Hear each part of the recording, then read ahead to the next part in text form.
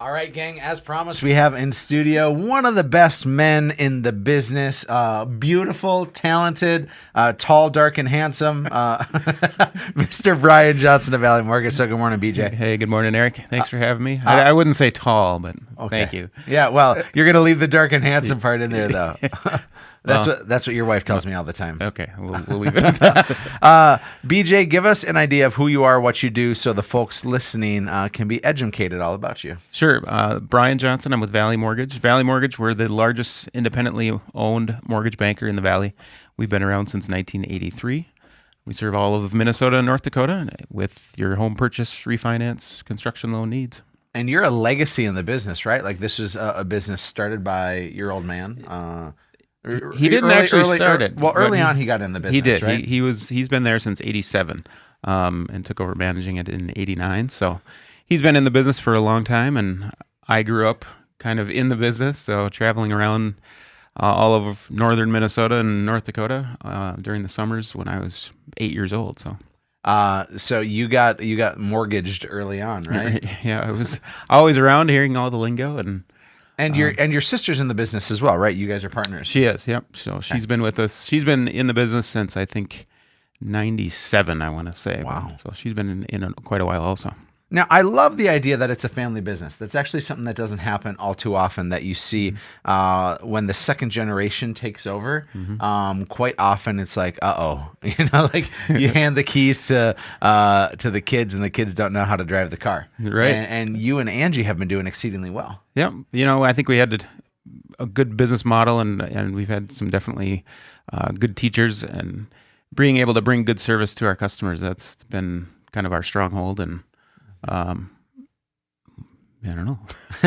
Well, Brian, what makes Valley Mortgage different than other companies? Because I know that folks have mortgage options if they're refinancing or if they're buying a home. Why is Valley Mortgage? Why have you found your niche? What is your niche, and what makes it so unique? We take a look at each individual deal and each individual situation, and try to figure out a way to make things work best for the consumer. And not everyone does that. And we do that on the front side, where all of our loan officers are trained to be able to help customers navigate through the pre-approval process, or if you're refinancing, and find the best financial option. So we're almost a little bit like, I'm not going to say like a financial planner, but we take a look at the whole financial picture and make sure that we're finding the best solution for the customers on the front side. Try to figure out any of the pitfalls that may come, or problems that may arise, so that we make the process as smooth as possible for the consumer. You know what one of my favorite places in town is, Brian? Is the King House Buffet downtown. Really? The Chinese buffet, because when you go, you have a plethora of options. Well, first of all, I love Chinese food, right? Right. Which isn't the topic that I'm getting to, because I will go off on a tangent about General Tsao and his beautiful chicken, right? Instead, I want to talk about the plethora of options, right? When you go to a buffet, you have a smorgasbord of opportunity, and you can choose what's right for you based on your appetite. Right? It's kind of the same thing when people go to Valley Mortgage. Is you're not just saying you have to do an FHA loan like this. You instead show the smorgasbord. That's a fun word to say. You show the options for people, and if they can't afford, or if they're not qualified enough for one of the things, you show them how to get there. Right? Yep. We take a look at, like I said, the whole financial picture. Recently, I had a customer that really wanted a new house. In order to make it work, they had gone to their bank, and the bank couldn't figure out how to make it work.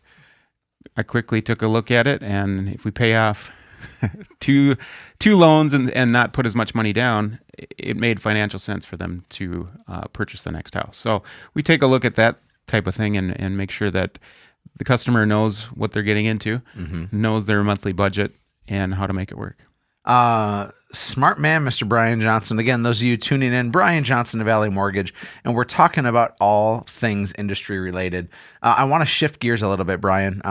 We saw, and last month when we had you on as our guest, we saw a spike up of interest rates. Interest rates had gone up almost 0.5% from the beginning of the year until now.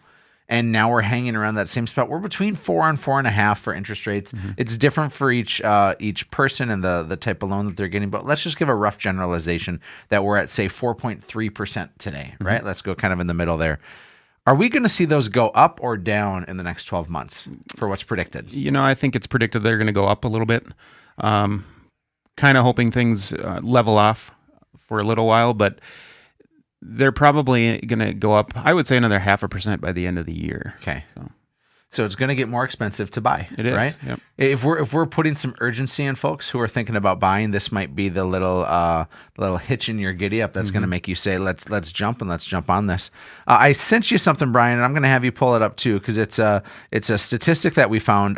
Freddie Mac, and who is Freddie Mac, by the way? Freddie Mac is a counterpart of Fannie Mae, so they're the two giants that back all the mortgage-backed securities in the U.S. They guarantee all the home loans in the U.S. Their projection for 2019 is that we're going to be at a 5.1% interest rate. Maybe that's at year end, and so really a year and a half or so from now. But they're predicting that we're at 5.1%. So that's a 0.8% difference, which you could think doesn't make a huge difference, but we also have to think that houses appreciate. Brian, do you know what the national average for appreciation is on a property year over year? 4 to 5%. Yeah, beautiful. I gave you a hint, and you even knew it before you could see the hint. I got the number right. Yeah. Right. So CoreLogic projects that 4.3% is the appreciation value of a home annually. So if you own a $250,000 house today, that home's going to be worth over $260,000 in 12 months if it follows that average of 4.3%. So here's the shocking thing, Brian, and correct me if my math is wrong in this, but we're going to see almost $180 a month difference when that house is worth $10,000 more.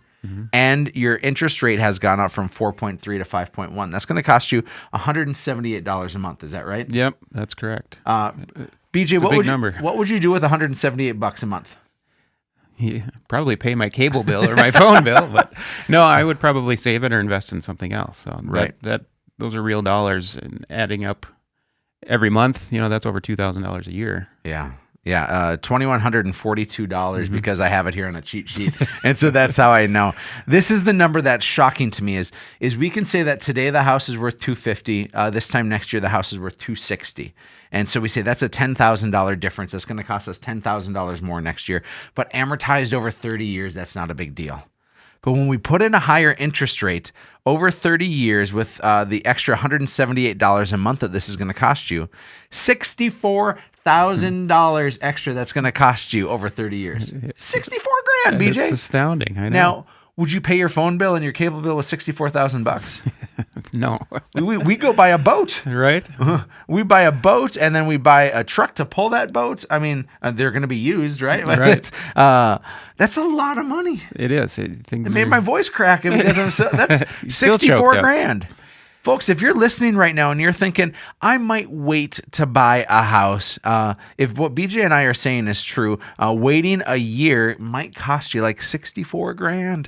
And that's some cash we want in your pocket, not in the government's and not in the loan officers. Sorry, man. Because you don't make that $64,000. I don't know, by the not way. at all. That doesn't come to us. No, it doesn't. So here's what we need to know is if you're thinking about buying a house, I want to put a sense of urgency in you right now. The first step in the process is you got to figure out if you're pre-approved and how much house you can buy. Then you need to talk to BJ. Mr. Brian Johnson, how can people get a hold of you? Sure. Give us a call at my office, 701-461-8450. Stop by and see us at 3315 45th Street South, or visit us online at valleymortgageinc.com.